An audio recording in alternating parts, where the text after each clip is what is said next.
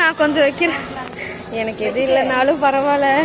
நீங்க கொஞ்சம் வைங்க வாங்க. நானும் கொஞ்சம் வைக்கிறேன். ஆயா சீக்கிரமா ஆயா கண்ட பணம் சேருது பவானியம்மா.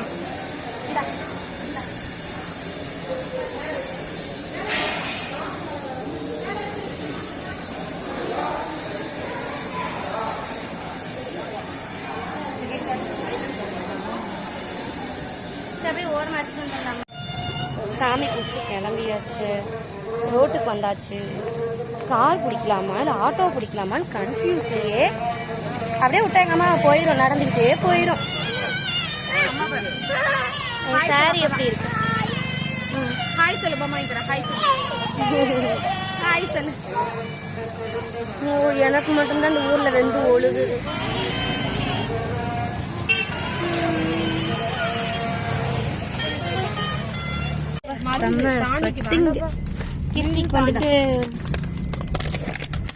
டபுள் கேன் வாங்கியாச்சு. 100 ரூபி. நாங்க நீதாம முத போகணும். ஒரு தட்டு 50 ரூபா சொன்னேன் நானு. நீதாம முதல் போனீங்க. சரி 50 ரூபாய்க்கு பார்த்து நான் போய் 50 ரூபாய்க்கு பார்த்து என்ன ஆக போகுது? அப்படி என்ன நாங்க என்ன கடன் அடைக்க போறோமா இல்லை வீடு வாங்க போறோமா?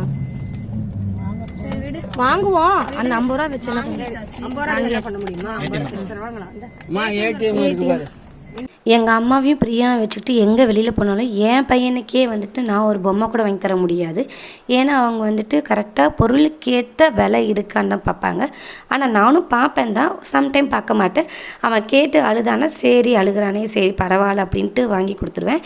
அதுவும் ஏதாவது ஒன்று தான் வாங்கி கொடுப்பேன். எல்லாத்தையும் அவ்வளோ பெரிய ரேட்டுக்கெலாம் வாங்கி கொடுக்க மாட்டேன். என்னோடய பட்ஜெட் மினிமம் 100லேருந்து 150, 200க்கு மேலே நான் எதுவுமே வாங்கி தர மாட்டேன். நான் பிளாஸ்டிக் பொருள் வந்து எப்படியோ அது உடஞ்சிரும் அப்படின்ட்டு சின்ன சின்ன பொருள் பிபி அந்த மாதிரி 50 ரூபாய்க்கு சும்மா பால் அந்த 50 ரூபா அந்த மாதிரி தான் வாங்கி கொடுப்பேன். இது வந்துட்டு 50 ரூபாவை தான் இந்த பபிள் கன்னும். ஸோ அவன் கேட்குறான். அதுவும் இல்லாமல் அந்த கடையில் தான் நான் தான் ஃபஸ்ட்டு போனின்னு சொல்கிறாங்க. அவங்க 100 ரூபாய்க்கு விற்கிறாங்க. நான் திருப்பூர்லேயே அது 60 ரூபாய்க்கு தான் வாங்கினேன். சரி என்ன பண்ணுறது அப்படின்ட்டு சரி குழந்தை கேட்குறேன் 40 ரூபாய்க்கு வச்சு என்ன பண்ண போகணும். சரி ஏதோ ஒன்று அவங்களுக்கு தொழிலுக்கு இதாக இருக்கட்டும் அப்படின்னு கொடுத்தது தப்பாக போச்சு. எண்ணெயை போட்டு ஆத்தாவும் மௌனம் போட்டு ரோஸ்ட் பண்ணிட்டாங்க காலையிலேயே. பாட்டு பாடாமாக்கு